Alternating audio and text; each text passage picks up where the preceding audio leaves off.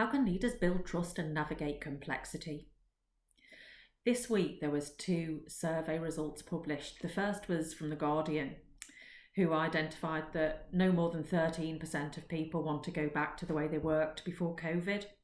And a significant proportion of people are so nervous about travelling on public transport that they would prefer not to work more than 3 days a week in the office. In the same week, the YouGov poll reported that 31% of people want the economy to work very differently than it works right now. So expectations, hopes, aspirations are changing.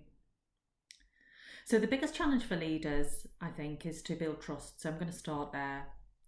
So we know when we trust somebody and when we're trusted, don't we? So I know that I trust somebody if I believe that they care about me and are concerned about my success, that I believe that they're authentic, and I believe that they say what they are going to do, they can do, because they've got the skills, the judgment, and the reasoning. So how can leaders build trust? The first thing I think that leaders can do is acknowledge that people returning to work are going to fall in one of 3 categories. The first is the worried well. So people who haven't been ill or who haven't been around other people who are ill, but who are concerned about returning to work and are concerned about their future. The second group are the affected. So people who have been ill or have been around people who are ill. So potentially people who have suffered trauma in one way or another. The third group is the bereaved. So people who have lost a loved one. So these people are going to be going through all the phases of grief and are going to be quite away from acceptance. So as leaders, we can decide how we want to show up. And one of the ways we might choose to show up is to firstly identify which one of those categories that we're in. And then we can take courage and we can be first in showing our emotional vulnerability. So this is a very pragmatic decision to make, because the big advantage of doing this, as awkward as it may be for anybody, is that what we are starting to do is build a deeper connection. So really important at this point in time. The second thing we can do is we can expect deficit. Now, I'm hearing and experiencing some very interesting situations as people return to work. The first thing is that after 3 months on lockdown, people are forgetting basic procedures. People are often a bit cared out, if you like. So what I mean by that is that because they've taken on extra caring responsibilities in the 3 months that they've been away, they almost sort of come back feeling a little cared out. So whereas previously they might have acted, very caringly around their colleagues, they might be acting more selfishly than you might expect. So we should expect this, we should anticipate this, and we should accept that this is a natural byproduct of the situation that we're in. And what's working really well for a lot of companies is that they are introducing re-entry briefings, if you like, for everybody returning to work. Now, I'm hearing a lot on social media about onboarding of new people. I'm not hearing much about onboarding of the people who already work for us. So a really good thing is to include everybody in your onboarding, but almost doing a re-entry version of it, which talks about what we must do and what we mustn't do. So that you're setting that benchmark very closely from day one. And not only does that make it really clear what the expectations are, but it also makes it clear to colleagues about what they should expect of each other. Really important. The second thing I wanted to talk about was navigating complexity. There is a danger, isn't there, after returning to work after 3 months, that we will go full pelt and just work faster, work harder, and just concentrate on getting through this crisis.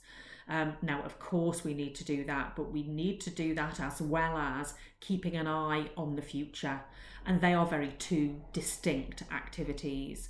So if you're a leader listening and watching this video, do have a think about, would it make sense for me to put one senior team on one activity and one senior team on the other? So you have one team leading the return to work, so the people in the operational planning, them taking care of understanding customer needs and making sure that the right processes and practices are in place to deliver against that. And then the other team to take a longer term lens, to look at what's on the horizon by paying attention to places and sources that they might not pay attention to as a norm, to spot things that are emerging, stuff that they might expect is coming around the corner, as well as looking at longer term scenarios. So rather than trying to predict the future, to say, well, what sort of scenarios might we be looking at in relation to what the drivers are in our business in the future? What they could also be doing, of course, is testing real life situations against those scenarios and those horizons. So, really sort of simulating what might happen. So all of that thinking actually starts to inform strategy. Now, of course, you don't want to keep those activities separate for too long, but on return to work, having those two engines running is really, really important. And then when the time is right, you start to bring them back together. And it's also a really good engagement tool for people to help to manage the present and manage the future. The third thing I wanted to talk about was evolving ways of working. So one thing I found really interesting was when we are in situations of anxiety, we often revert to preferred ways of doing things or thinking about things or solutions. And what I'm suggesting is that we stop and catch ourselves doing that and consider the opposite. There's been a huge amount of technical work advancements over the past 3 months that we would never probably have anticipated. And, our normal tendency, we might actually be striving to return to what we think is normal, but normal might not apply anymore. So if our tendency, for example, is to return to work at pace, we might want to pause and say, what would happen if we worked at the speed that our people want to work at right now? Instead of introducing more control over how people work, we might want to think about how can we introduce more flexibility so that people can thrive and improve and create new ways of working. So there's lots of things to think about. There might be an anxiety around efficiency.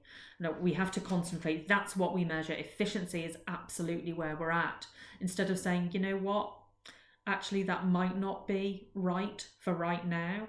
We might want to focus more on resilience of the organisation. So getting the basics in place for now and in the future. And as people are ready, they build efficiency and they build pace. So some really big questions for leaders to answer right now. I hope you found this helpful. Thank you so much for listening. And I hope to see you next week. In the meantime, take care. Bye.